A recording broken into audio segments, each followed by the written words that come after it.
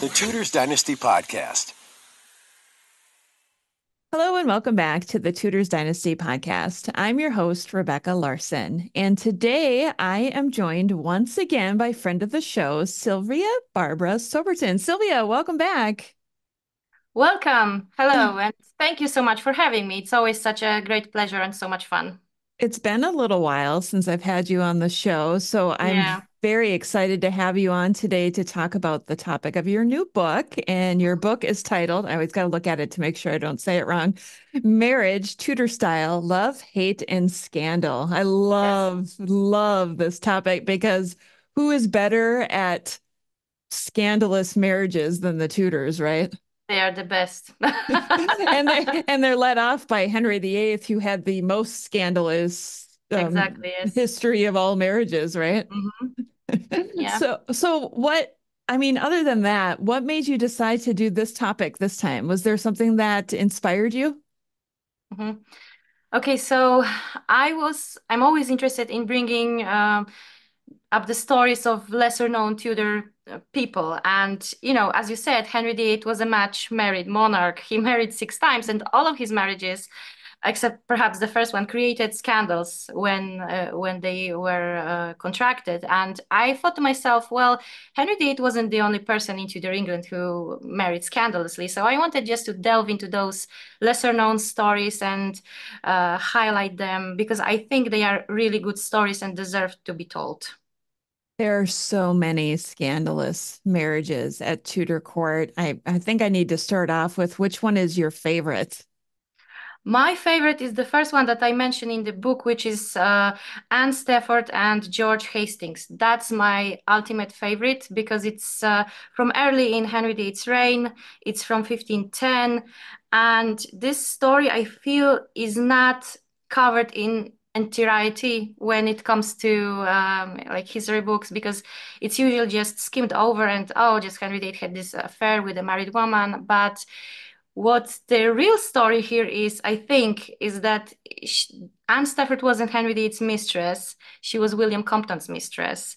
And there, it was such a huge scandal because everybody thought like, oh, she's having an affair with the king. And then we have the evidence from other various sources saying, well, she's probably having an affair with Compton, and Compton later in his life makes certain mentions of Anne, for example, in his last will, leaving her interest in a piece of his land, highly unusual because she wasn't related to him. And also, Compton was cited for adultery at some point by the Cardinal Wolsey. So that's very interesting. And I think there's enough evidence to show that Compton and Anne Stafford had an affair. And it's interesting because that's early in Henry VIII's reign. She's sent to a nunnery, but she comes back. So and her husband takes her back. Then later she gives birth to so many children, and her husband doesn't really have any doubts that the children are his. So they were probably able to reconcile, and I don't know. He probably forgave her considering the evidence that we have. So Yeah. that's my favorite. One of the things that you mentioned in this book about that relationship was that at this point in Henry VIII's reign, he wasn't known to have affairs with married women. hmm Yes. And I found that interesting. Yeah, that's something that a theory that I'm developing for my next book, or the book that I'm working on right now. It's often assumed that Henry VIII was sleeping with married women, but the only married woman with whom his name was ever linked is Anne Stafford. And we don't even know, we can't be sure 100% that she was his mistress because her name was linked to Compton. And it's interesting that all of Henry VIII's other mistresses that we know that he slept with for sure were young and unmarried. And I think it's because Henry knew that if his name would be linked to a married woman, that would create a huge scandal because that creates tensions among his courtiers, and his courtiers would probably hate him for that. So I think he avoided deliberately sleeping with married women just not to create tensions among the people with whom he was in close contact every day, his servants, basically. So that's one of the reasons why I don't believe why one of the women that I describe in the book as well, Mary Boleyn, had an affair with the king when she was a married woman. I don't think so. I think that the affair was conducted before she married, and maybe she was married off to end that affair. That's why I think also the children that were born to Mary, some historians say, oh, they were Henry VIII's children. Why didn't he recognize them as his? Well, the answer to that is very, very easy, because the children were born when Mary was married to William Carey. And the legal assumption then, as now, was that the children were her husband's. So if we should have been unmarried, like Bessie Blount, and became pregnant with the king's child, then there would be no doubts whatsoever about the child's paternity. And that's why Henry recognized Bessie's child, but didn't recognize any children by Mary Boleyn if he had them with her. So yeah, that's also very interesting angle, I think, to look at Henry VIII, that he was deliberately choosing women who were unmarried, young, and also he preferred them as virgins so that he would be their first man.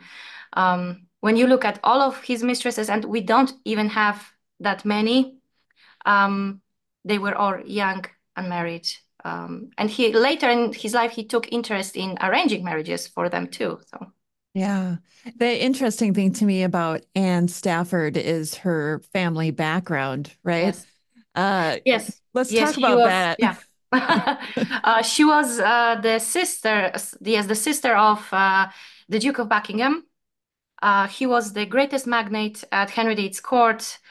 He was related to the king because he was the son of Catherine Woodville, who was one of the numerous sisters to Elizabeth Woodville, Queen of England. She was married to Edward IV. And Buckingham's father was the Duke Henry Stafford, the Duke of Buckingham, who was executed during the reign of King Richard III for his rebellion. So that's an interesting background right there. And of course, Buckingham himself was executed in 1521.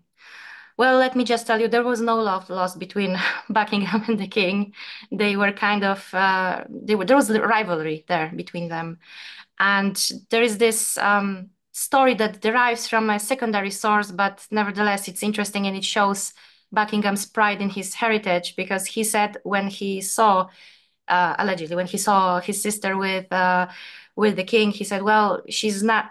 Or with Compton, he said, "She's not a game for Comptons or for the Tudors either." So that really kind of shows you how proud he was. But I wasn't able to trace this in the primary source material, though. So I think it derives from a secondary source, from the book from the 1970s.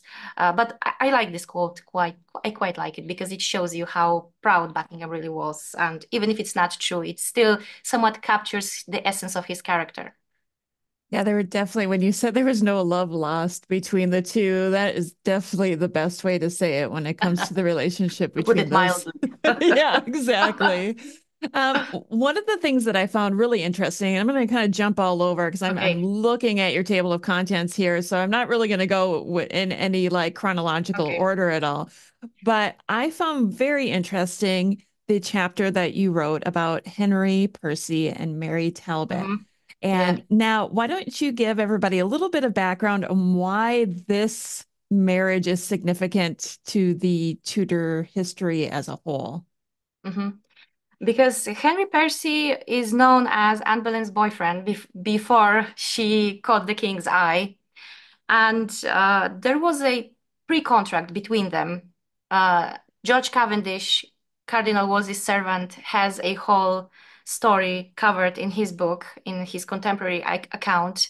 And he says that they were in love and that there grew such a secret love between them when Percy was visiting the court with Wolsey in his entourage. And he fell in love with Anne, and she fell in love with him, and they basically made a pre-contract, which means that they promised each other to marry, uh, possibly sealed it with a consummation, And that was enough back then to, if you had witnesses to this pre-contract and if you had consummation afterwards, it was almost indissoluble. But we have evidence from Cavendish who says, well, the king was already in love with Anne and he wanted her for himself. And he ordered Cardinal Wolsey to break up the match. And Anne didn't know it at the time. She thought that perhaps this was because Wolsey thought she was no good for Percy. And that's true because Wolsey called Anne a foolish girl yonder in the court, which is interesting. And he considered her not good enough for Percy because Percy was the son and heir of the fifth Earl of Northumberland. So he would have, he had the prospect of becoming an earl in the future. So Anne would become a countess. And Anne's father at the time was only a knight. And Percy was promised to the Earl of Shrewsbury's daughter, Mary Talbot.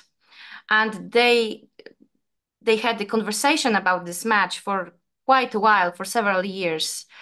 And the match came about in about 1526, by March of 1526.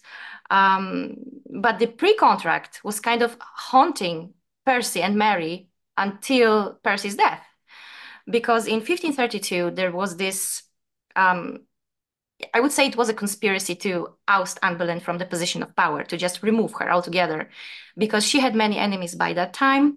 And at some point, the story goes like this, that at some point, Mary Talbot was told by Henry Percy that they were not really married, that he was pre-contracted to Anne Boleyn and that their marriage was invalid. And I think there might have been something like that between them because they were unhappy together. And perhaps there was a quarrel during which Percy told his wife, you know, you're not really my wife because I was pre-contracted to Anne Boleyn.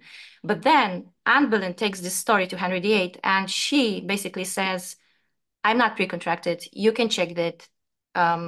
Talk with Percy. And Percy promises on oath, on the Holy Sacrament, that he was never pre-contracted to Anne Boleyn. That's the second time that he does this because he had to promise that there was no pre-contract when Wolsey was breaking up their match.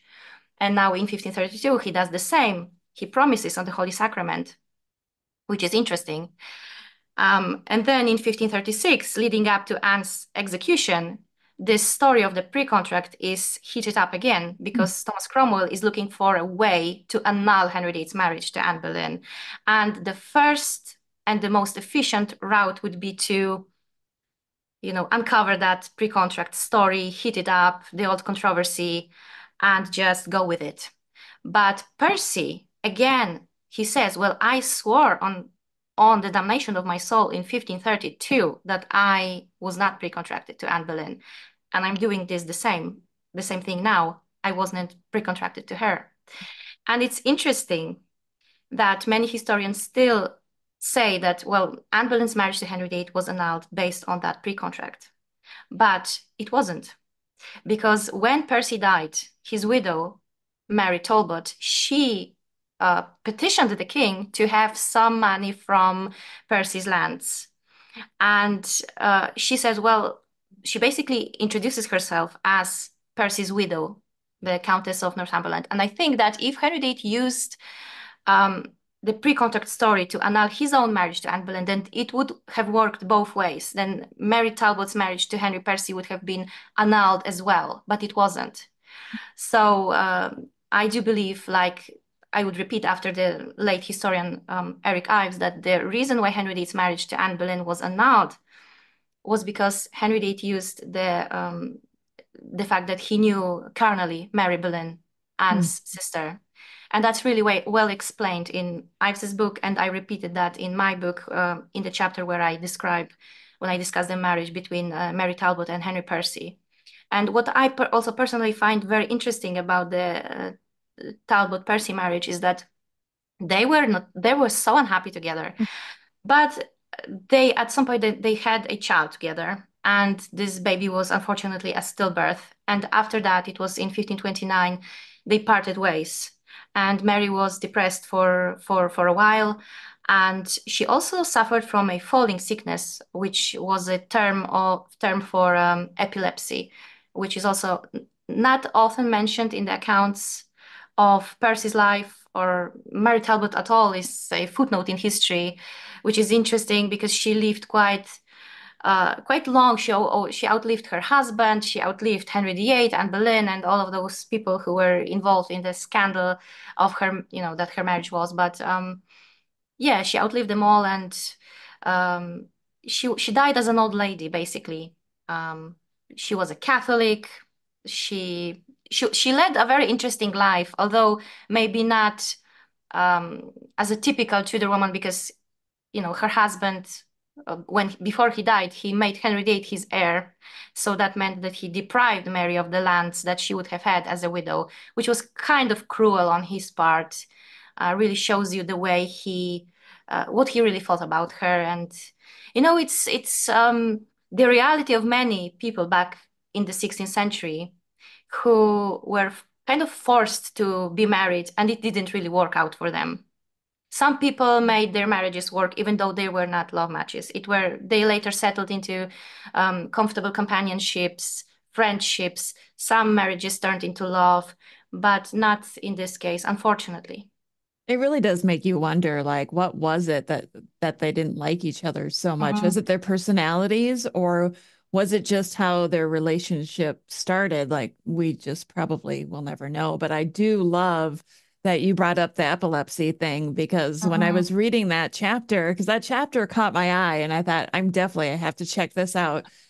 I was very intrigued by that because you're right. It's not something that's talked about very often. And one of the other things that you touched base on was how sometimes epilepsy was seen as a demonic um, possession. Yes. And I thought that was interesting too, Mhm. because for somebody who doesn't understand what it was, I could see how they would think that that Mhm. could be what was causing it. At some point, even Percy isolated his wife. He put her, I think, in one of his castles, and he closed her there. And the Duke of Norfolk was like, "What are you doing?" And I think it was connected to her illness. That maybe Percy didn't want anyone to know that Mary was suffering from this disease. And Norfolk was like, "Well, if she is really sick, as people whisper, then you should release her." So at least he, wanted to help her out in this situation. But it's interesting that she lived into the 1570s, I think. So she lived quite a long life, even though she was ill. But she never remarried, and she never had any more children. So that's also very telling. Yeah. Yeah, the poor thing. Well, when we look at scandalous marriages, my favorite family always comes into play, into play the Seymours, Oh, and right. I know that. I know that. I want to say the most scandalous story from the Seymours is definitely Edward Seymour's first marriage to Mhm. Catherine Falal. And Mhm. I'm sure most people listening are familiar with the scandal that's associated with it.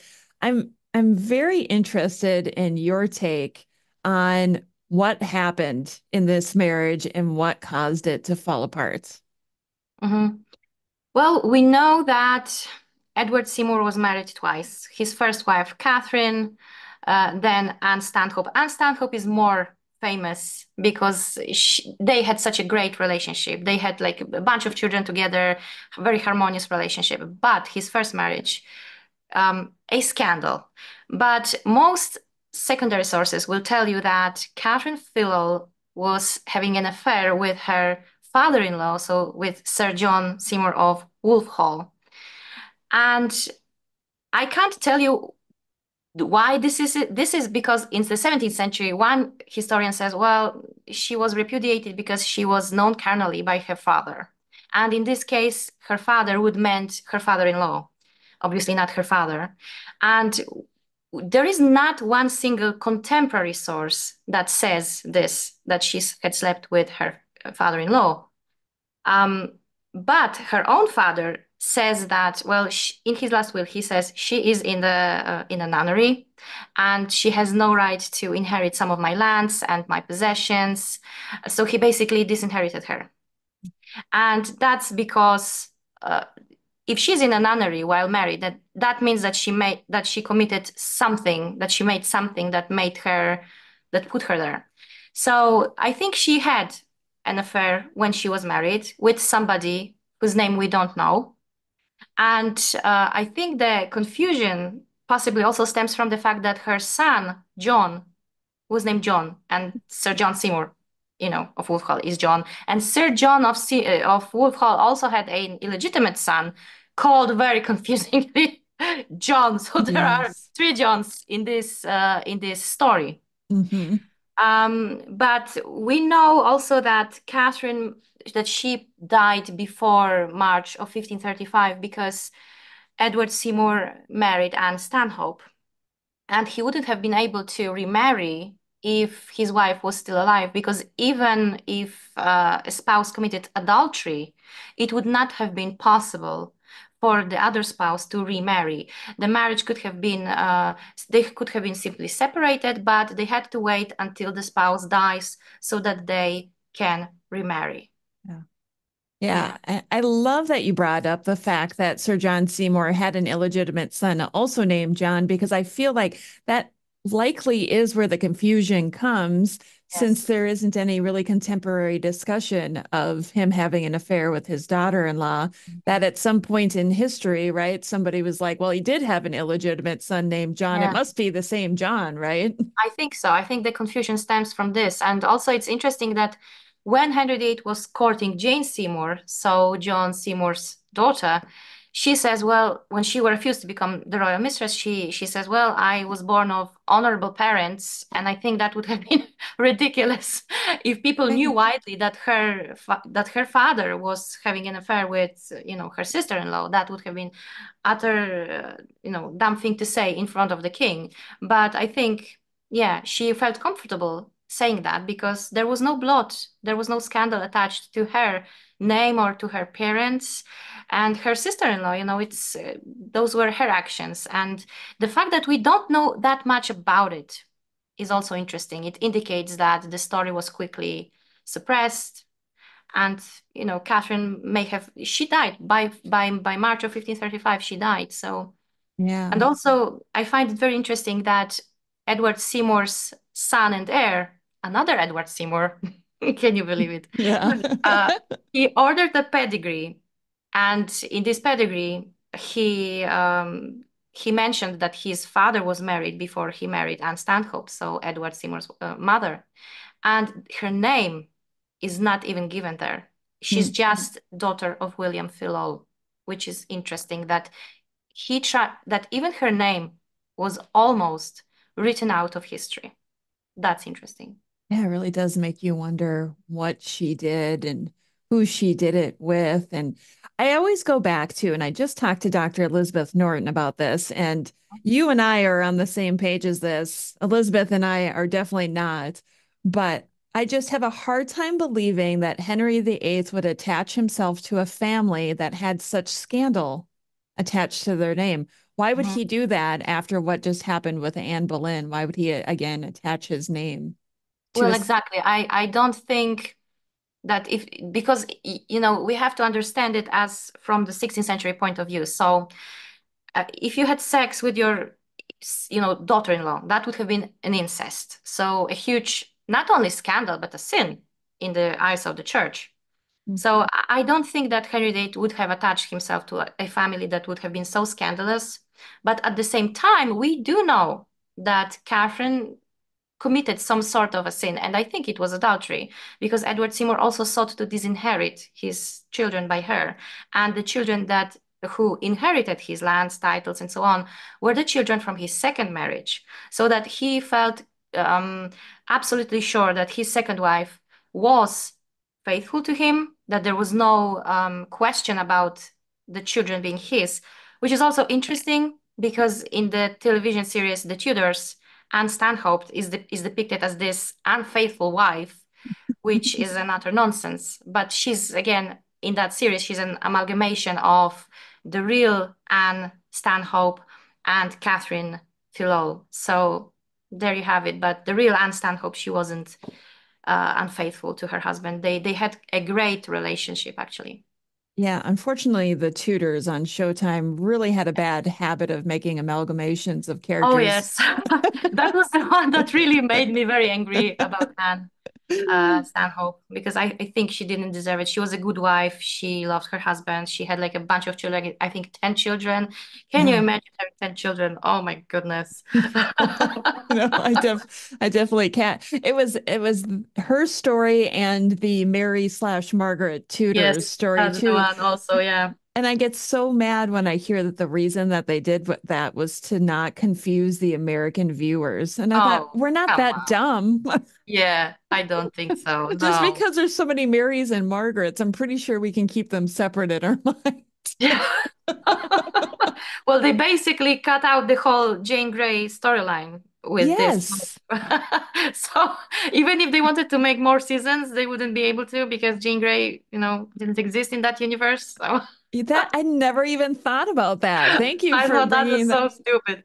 Yeah, Jane never existed in this Yes, universe. That's you know. crazy. Uh-huh. Wow. Wow. You just blew my mind a little bit with that one. Okay.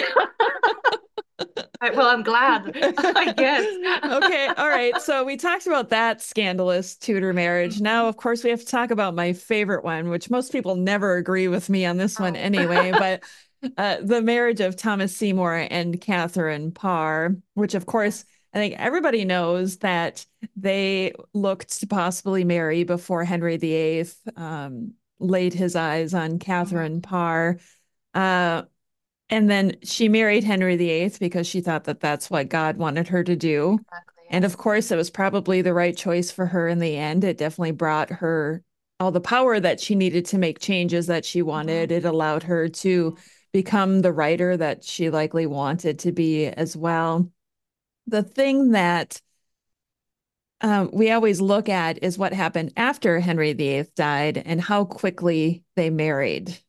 Mhm. Now, I know there's some dispute, some discussion about how quick it was. I think it was much quicker than anybody knows. Mhm. And I think that had a lot to do with Catherine just wanting to get what she wanted this time around. Mhm. What do you think?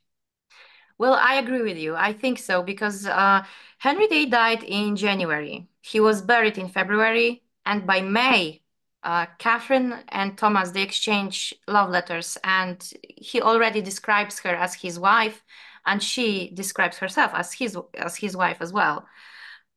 So I think they married in May, but possibly also earlier, because Catherine, I think her main goal in marrying so quickly was that she really wanted to have a child.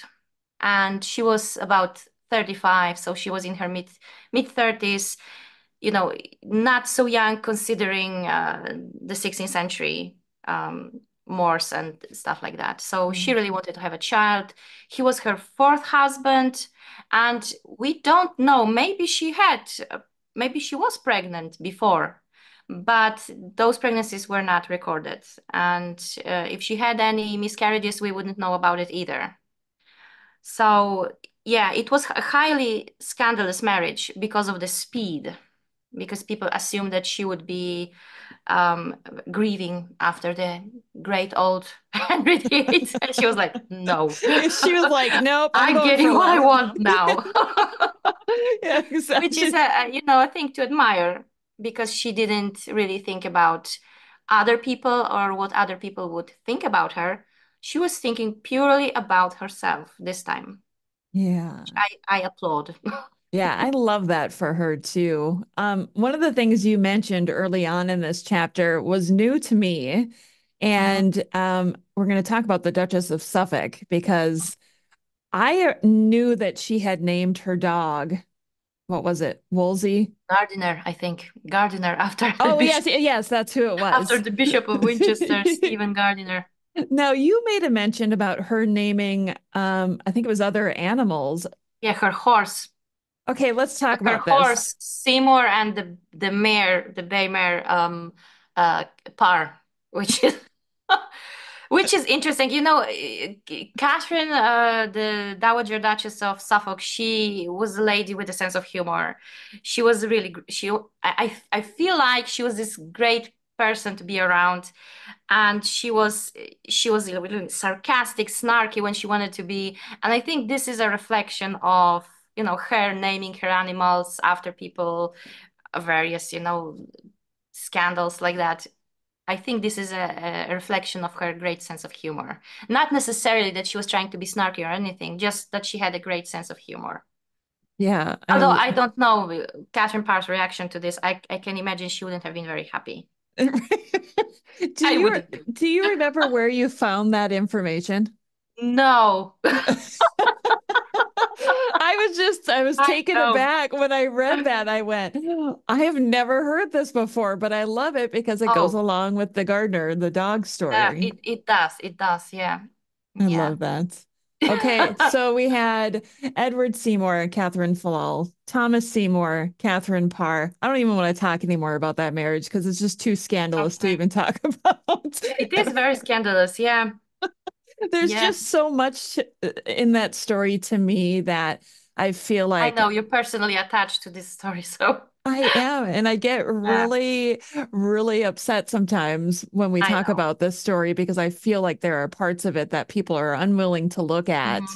and Yeah. see from a different perspective. So, do you mind if we just move on to another Seymour? Yeah, I just want to tell one thing about this marriage, that the love letters that they exchanged were really like love letters, what you would expect of a love letter.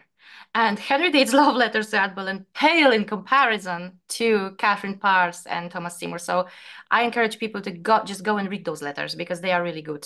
They Really, really are. beautiful love letters. Like, you would say that there was love between them, and it really shows in those letters. Yeah, that is our documentary evidence that they loved each Yes. other. Yes. Ignore all of the other stuff that we hear after all of that and just look at the evidence of the love that these two actually had for Hmm. one another. Exactly. Yeah. I That's don't think that Catherine would have been that quick to sacrifice her reputation to marry someone she didn't even remotely like. I think she was very much in love with him. Yeah, and the fact that, in 1543, she wanted to marry him. Yes. And as That, soon as Henry VIII died in January of like, yep, that's 1547, my chance. she's like, I've been pining over this guy since I married Henry VIII, and here's my Yeah. opportunity. He's not married. And that I'm, he n- remained single. That's also interesting that for all the years that Catherine was married to Henry VIII, I think he was waiting for her. I would like to think that too. That's always When the you think biggest about it, question. like, it is quite a romantic story. It is. It's probably one of the most romantic stories in the book because you can really feel and see that there was love between those two people. I Yeah. just, I love those Oh, two. I think their story just needs to be talked about more in a less scandalous way. Like yeah, perhaps. let's Yeah. detach Elizabeth from that story altogether and just focus on those two and just ignore the scandal that comes with anyway, I'm not going to go down a path that I don't want to go down right now. Okay. All right. Let's transition to Edward Seymour and Catherine Grey, because here's Okay. another one, right? Married Mhm. in secret, going against the Yes. Queen's wishes. Holy cow, that's all I can say. These Yeah. guys, this is another love story, right? Yes, it is. It is. It was a love story. It was a love story. And well, Catherine Grey, she was one of the sisters of Jane Grey. And she was, according to the Henry VIII's last will, she was next heiress to the throne after Queen Elizabeth I. And Elizabeth I didn't really like it because she was, I don't want to say jealous, but she was jealous of Catherine. And she really didn't want to name a successor, as we know, because she was afraid that anyone whom she might name would conspire against her, and people would gather around that person, like people gathered around Elizabeth when Queen Mary I was on the throne. There were a lot of conspiracies, and Elizabeth later said that her life was in danger during Mary's reign, so she would never make that mistake of naming an heir. And there was a lot of confusion during early reign of Elizabeth. because she was still young, and people, her counselors were like, you have to marry, produce children. And she was like, no, I'm not going to do that. And so people were speculating about her next heir, of course. And Catherine Grey was among a group of people named as possible successors to the Queen if something happened to Elizabeth. And so in 1536, Henry VIII made it an offense if someone deflowered or married an heiress to the crown. That was illegal. That was an offense punishable. And well, I think that neither Catherine Grey nor Edward Seymour really thought about the deeper meaning of their marriage. They were just two people in love who wanted to be married, who wanted to be together, and they didn't really think that their marriage would be so scandalous and disliked by the Queen, because they thought, well, you know what, at the end of the day, Catherine is the Queen's cousin and she would be forgiven and all of this would be forgotten and they would live happily ever after. But unfortunately for them, Elizabeth just didn't want to forgive them for this offense.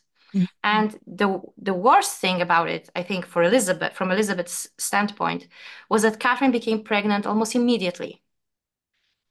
It's a scandalous tidbit, I think, from this is that Catherine and Edward had sex in the maiden's chamber.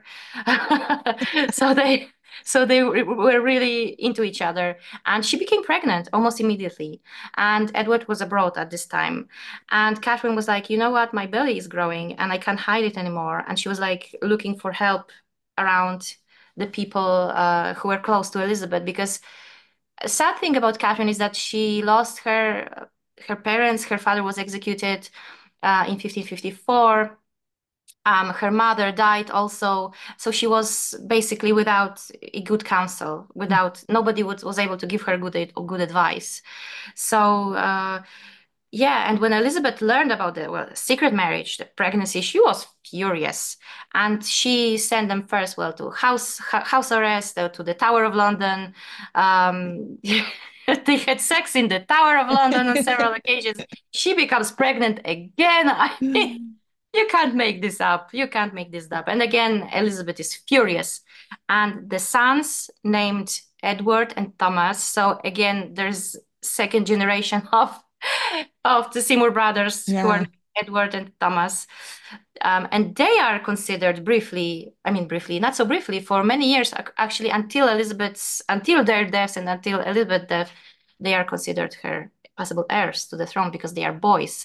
But Elizabeth ruled that the marriage between Catherine and Edward was illegitimate, or sorry, invalid, and the children illegitimate. Because it's interesting that the priest that married Catherine and Edward couldn't be found. He just disappeared.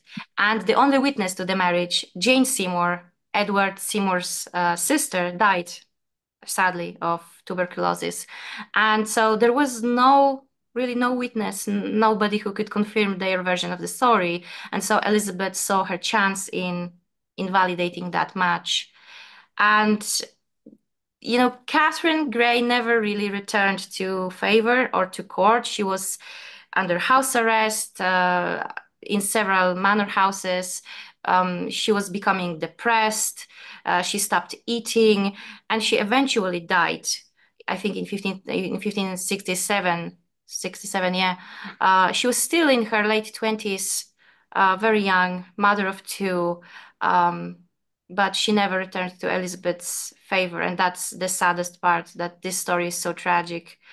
And I think even people who supported Elizabeth's decisions were like, "This is too much. You should allow them to live together as a family," and she did not. Which, I mean, it kind of shows you the cruel side of Elizabeth's character, that she was maybe just like her father in some respects. You know what I mean? Like, Yeah. I think it mm, added some insult to injury that they had sons too. She's like, here you go, you yes, marry in secret, and then you have sons on top of yeah. it. Thanks. Yeah, I think when you look at Elizabeth, she was very jealous of her courtiers having, marrying, having children.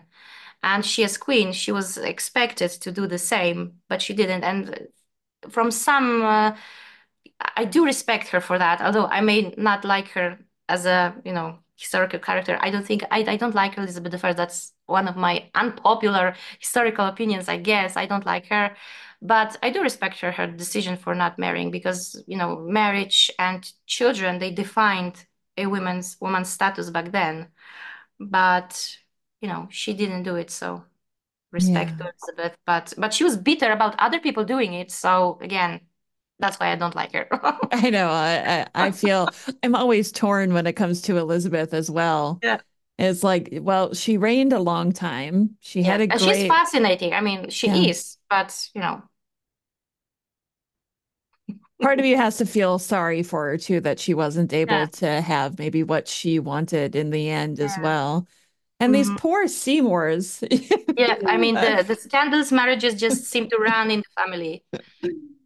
It's they like really do. amazing, Yeah, is I it? mean, we look at Edward Seymour and Anne Stanhope, which seemed to be a very successful marriage, but it ended Yes. with him losing his head, so there's a sad ending.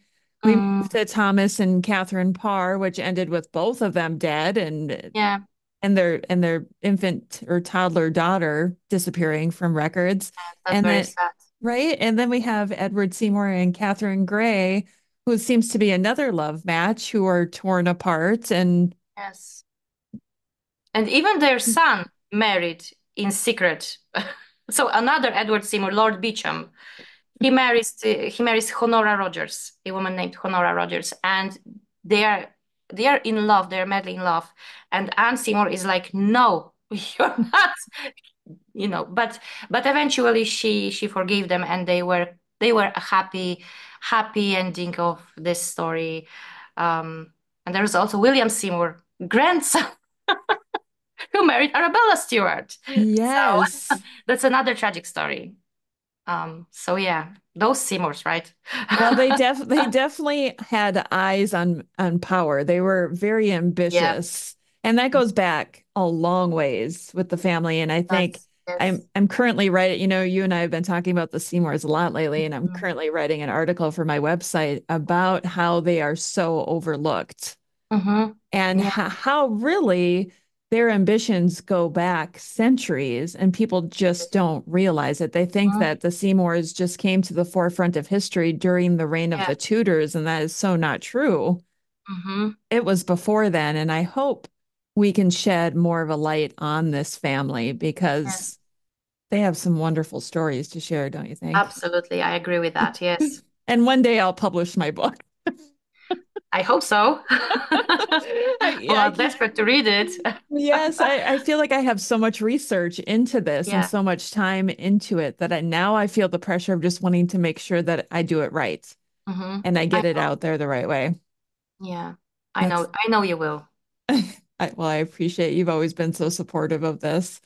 Yeah, Sylvia, because yeah, we could I also love the Seymours, Jane Seymour has been one of my favorite wives of Henry VIII for a long time, but I feel like she's unfairly treated by historians because we still tend to look at her through this Victorian lens where she's described as either a doormat or someone who wasn't very ambitious or you know but I think there's so much more to Jane than we think. there is so much more, and I Yeah. just put out an episode I with saw. I haven't yes, heard it yet. Haven't listened to it yet because it was like 1 hour ago. But yes. yeah, It's I'm going. it was an eye opener because the Mm-hmm, the new research that Elizabeth Norton is doing on Jane Seymour is digging into some of the sources that even I didn't know about, and I'm mm-hmm, so excited because this is an academic book that she is mm-hmm. writing, and it really is the untold stories of Jane. It is a side of Jane Seymour that nobody knows, and Mm, I'm so excited for this to get out me there. too. I can't. The episode was fun, but even the episode, I feel like it's only scratching the surface on Hmm. what Well, there, Elizabeth there is will going be to. probably more in that book, so we should get it when it's out. Oh, I can't wait. I can't wait. But speaking of books, we need Mm. to get yours into the hands of people. Yeah. So, guys, I got to look down again and make sure I get the name right. It's a long title. Marriage Tudor Style, Love, Hate, and Scandal is Exactly, yes. Sylvia's new book that was just released. Sylvia, if people want to get their hands on this book, where can they find it? You can get it from Amazon or from bookshops, just wherever, whenever, wherever you get your books from. It's available as hardback, as paperback, and as ebook. So however you like your books, you just get it, grab it while you can. It is there. And what a great topic. We've only scratched the surface today Yes. on the subject matter. There's so much more we could have talked about, but I want to leave that to the readers. Sylvia, thank you so much for coming on the show today. Well, thank you so much for having me, Rebecca. It was a great pleasure. The Tudors Dynasty Podcast.